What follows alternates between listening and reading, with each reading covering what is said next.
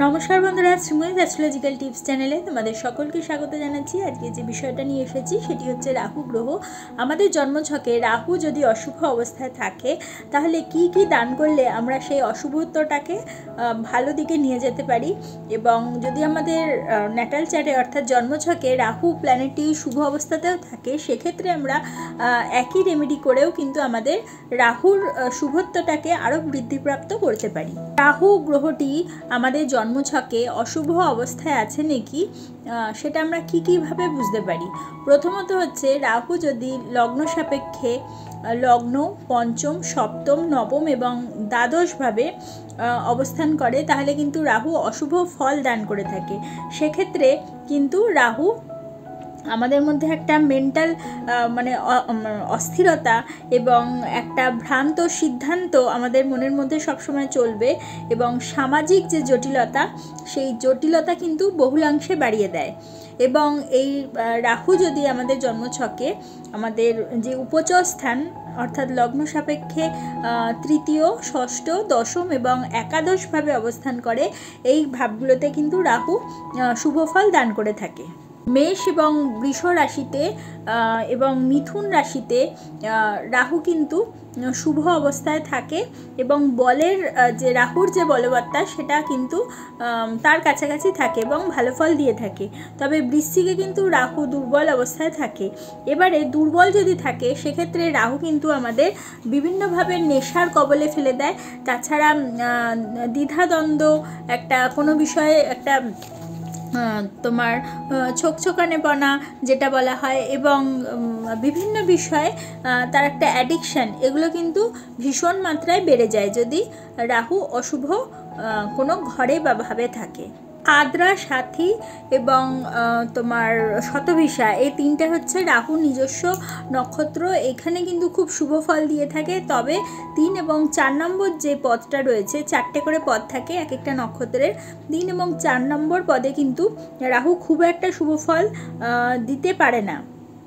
এবং এই যে পদের যে বিশেষ যে অবস্থান তোমার বিভিন্ন প্ল্যানেটের বা রাহুর যে বিভিন্ন পদের অবস্থানগুলো যদি চেঞ্জ হয়ে যায় সেই হিসেবে কিন্তু আমাদের যে রেজাল্ট সেটাও কিন্তু চেঞ্জ হতে থাকে। তাই পদের বিচারটা খুব ভালোভাবে করতে হবে। তার মানে আমাদের যে 4টে পদের অবস্থান রয়েছে, রাহু যদি প্রত্যেকটা পদে যে কোনো পদে অবস্থান করে রেজাল্ট কিন্তু তারতম্য বুঝিয়ে থাকে।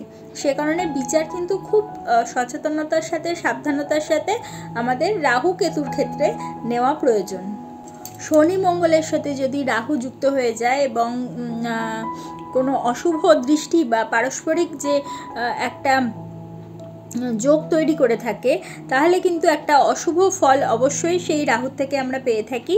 এবং বৃহস্পতি এবং শুক্রের দৃষ্টি যদি পায় এবং তাদের সাথে যদি অবস্থান করে এবং সংযোগ পেয়ে থাকে তাহলে যে অশুভত্বটা তৈরি হয় সেটা কিন্তু বহুলাংশে প্রশমিত হয়ে থাকে। বিশেষ করে শনির সাথে যদি রাহু অশুভভাবে অবস্থান করে এবং রাহুর যেই স্থানগুলোতে অশুভ ফল দেওয়ার কথা বা তোমার রাশিগুলোতে ফল দেওয়ার কথা বা নিচস্থ হয়ে যে ফল দেওয়ার কথা, সেক্ষেত্রে যদি শনি রাহুর যে কম্বিনেশন হয়ে থাকে তাহলে কিন্তু সেই জাতক বা জাতিকা সারা জীবন তাদের বিভিন্ন রকম অসুবিধার মধ্যে দিয়ে যেতে হয়। রাহু যেই রাশিতে অবস্থান করে সেই রাশির স্বামী অর্থাৎ লর্ডটা যদি পাওয়ারফুল অবস্থায় থাকে তাহলে কিন্তু সেই রাহু আমাদের শুভফল দান করে থাকে। তবে যদি যেমন ধরো বৃষ রাশিতে রাহু তুঙ্গ অবস্থায় থাকে সেক্ষেত্রে যদি সেইভাবে তো ভালো ফল দেয় এবং সেই ঘরের অধিপতি লর্ড হচ্ছে শুক্র, সেও যদি ভালো অবস্থানে থাকে তাহলে সেই রাহু কিন্তু আমাদের ভীষণ মাত্রায় ভালো ফল দিয়ে থাকবে। এবং রাহুর দশা, অন্তর্দশা এবং প্রত্যন্তর দশাতে রাহু কিন্তু অ্যাক্টিভ হয়ে যায় এবং আমাদের যে ভাব সংক্রান্ত সমস্যা নিয়ে বা শুভত্ব নিয়ে রাহু বসে থাকে তখন সেই ফলগুলো কিন্তু যখন তার দশা, অন্তর্দশা, প্রত্যন্তর দশা চলে সেই চলাকালীন কিন্তু রাহু সেই ফলগুলো দিতে থাকে। শুভ বা অশুভ যে অবস্থায় থাকুক না কেন সেই ফলের বিচার অনুযায়ী কিন্তু সেই ট্রানজিটে সেই ফলগুলো রাহুর থেকে আমরা পেতে থাকি। রাশি যদি দুর্বল হয় সেক্ষেত্রে কিন্তু রাহুর লক্ষ্যহীন যে প্রবণতা সেটা কিন্তু সেই সময় বহুলাংশে বাড়িয়ে দেবে। বাস্তবে যেই সময়ে রাহুর যে অশুভতা সেটা ধরা পড়ে, সেই মুহূর্তে কিন্তু রাহুর বিশেষ মাত্রায় প্রতিকার অবশ্যই নেওয়া প্রয়োজন। এবারে চলে আসি কি কি দান করলে আমরা রাহু গ্রহকে শান্ত করতে পারবো। প্রথমেই বলি, যদি আমাদের শনি রাহুর দ্বারা আমরা শ্রাপিত দোষে ভুগে থাকি অথবা শনি রাহুর কোনো কুসংসর্গ বা অশুভ সংযোগ হয়ে থাকে, সেক্ষেত্রে কিন্তু আমাদের ভাগ্যের একটা দুর্ভাগ্য যোগে আমরা পড়ে যাই, বা সেই যোগটাকে প্রশমিত করার জন্য আমাদের কালো তিল এবং তিসি তেল যদি আমরা দান করতে পারি, বিশেষ করে এটি শনিবার বা তোমার রাহুকাল যখন থাকবে সেই সময় মাটিতে অথবা তোমার ভাসমান যে নদীতে সেখানে যদি আমরা ভাসিয়ে দিতে পারি, সেক্ষেত্রে কিন্তু রাহুর অশুভত্ব থেকে আমরা বেরিয়ে আসতে পারবো। কালো বা নীল কাপড় বা কম্বল এটা যদি আমরা দান করতে পারি, যাদের বিশেষ করে তোমার শারীরিক যন্ত্রণা বা কষ্টে ভুগছো, সেক্ষেত্রে সেই রোগ ব্যাধিতে ভুগছো সেটা প্রশমিত করার জন্য যদি শনিবার সন্ধেবেলায় গরিব দরিদ্র যারা রয়েছে তাদেরকে এই কালো বা নীল বস্ত্র বা কম্বল দান করতে পারো, সেক্ষেত্রেও কিন্তু রাহুর অশুভত্ব কাটে। দীর্ঘস্থায়ী বাধা বিঘ্নর মধ্য দিয়ে যারা যাচ্ছ, তারা বহমান জলের বা নদীতে, পবিত্র নদীতে যদি 8টা নারকোল যদি ভাসিয়ে দিতে পারো, বিশেষ করে সেটা অবশ্যই শনিবার হলে খুব ভালো হয়, তাহলেও কিন্তু তোমাদের রাহুর অশুভত্ব প্রশমিত হয়। রাহুর মধ্যে কিন্তু একটা ধোঁয়াটে ধাতুতত্ত্ব থাকে, যার ফলে আমরা একটা বিভ্রমের মধ্যে দিয়ে যখন রাহুর মহাদশা অন্তর্দশা চলে বা যদি রাহু অশুভ অবস্থায় থাকে আমাদের মধ্যে বা মনের মধ্যে, সেরকম ধরনের ধোঁয়াটে একটা মনোভাব তৈরি হয়ে থাকে। সেক্ষেত্রে শনিবার দিনকে লৌহ সামগ্রী যারা মানে সংগ্রহকারী বা শ্মশানে বা নিম্নবর্গের যারা শ্রমিক রয়েছে, তাদেরকে যদি আমরা কয়লা, লৌহ যে সরঞ্জামগুলো রয়েছে সেই সরঞ্জাম এবং ইলেকট্রনিক্স যে জিনিস বা ইলেকট্রিক্যাল যে দ্রব্যগুলো রয়েছে সেগুলো যদি তাদেরকে আমরা দান করতে পারি, সেক্ষেত্রে কিন্তু রাহুর এই যে ধোঁয়াটে যে একটা বিষয় আমাদের মধ্যে দিয়ে থাকে, যার ফলে আমরা সঠিক ডিসিশন নিতে পারি না এবং পথ ভুল করে থাকি, সেগুলোর থেকে আমরা বেরিয়ে আসতে পারবো।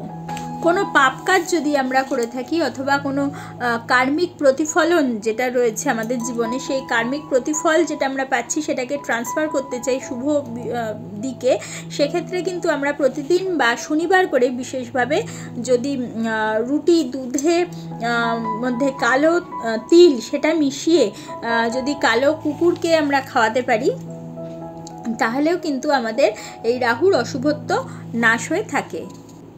কেউ যদি কোনো পাপ কার্য করে থাকে অথবা কোনো কার্মিক প্রতিফল আমরা ট্রান্সফার করতে চাই শুভ দিকে, সেক্ষেত্রেও যদি আমরা কালো কুকুরকে যদি প্রতিদিন অথবা শনিবার দিনকে করে বিশেষত রুটি দুধের মধ্যে কালো তিল মিশিয়ে যদি খাওয়াতে পারি, সেক্ষেত্রেও কিন্তু আমাদের রাহুর যে অশুভত্ব সেটা নাশ হয়ে থাকে।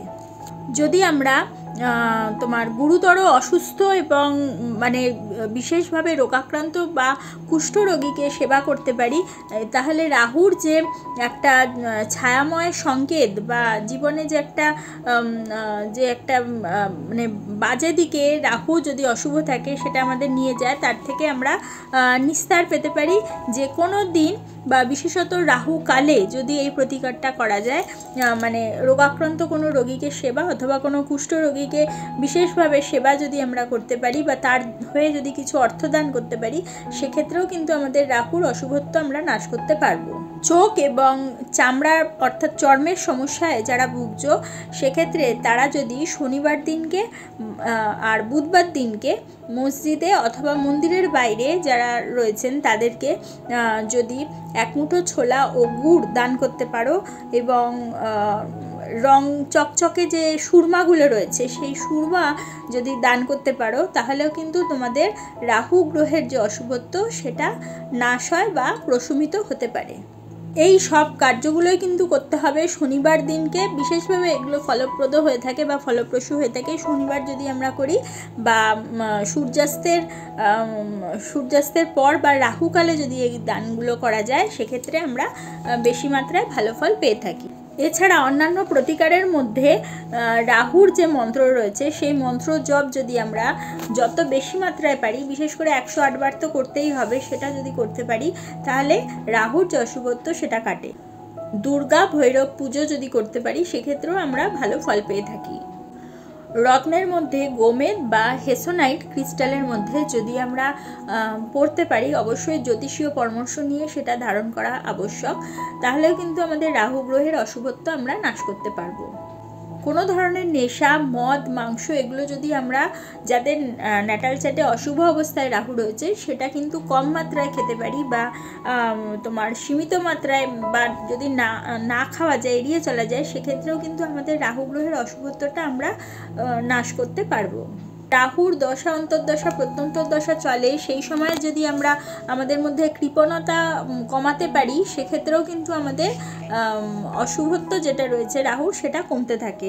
বিশেষ করে আমরা বেশি বেশি করে যদি চ্যারিটি করতে পারি এবং মন্ত্র জপ করতে পারি, যখন আমাদের রাহুর দশা, অন্তর্দশা, প্রত্যন্তর্দশা চলছে, সেই সময় রাহুর কুপ্রভাব থেকে আমরা কিন্তু মুক্তি লাভ করতে পারবো। তাহলে বন্ধুরা, আজকে আমি তোমাদের রাহু কিভাবে থাকলে আমাদের ন্যাটাল চার্টে অশুভ হয়ে থাকে এবং কি কি দান করলে আমরা শুভত্ব বৃদ্ধিপ্রাপ্ত করতে পারি বা প্রশমিত করতে পারি রাহুর অশুভত্বকে, সেগুলো নিয়ে জানালাম। যদি তোমাদের আমার এই ভিডিওটা ভালো লাগে তাহলে অবশ্যই একটা লাইক করে দিও, তোমাদের পরিচিতদের মধ্যে শেয়ার করে তাদের জানার সুযোগ করে দিও, এবং যারা এখনও পর্যন্ত আমার চ্যানেলটা সাবস্ক্রাইব করোনি অবশ্যই সাবস্ক্রাইব করে দিও, এবং পাশে থাকা বেল আইকনটি প্রেস করতে কিন্তু একেবারেই ভুলো না। তাহলে প্রত্যেকে ভালো থেকো, প্রত্যেককে ভালো রেখো। পরবর্তী ভিডিওতে আবার চলে আসবো, ততক্ষণের জন্য সকলকে ধন্যবাদ, নমস্কার।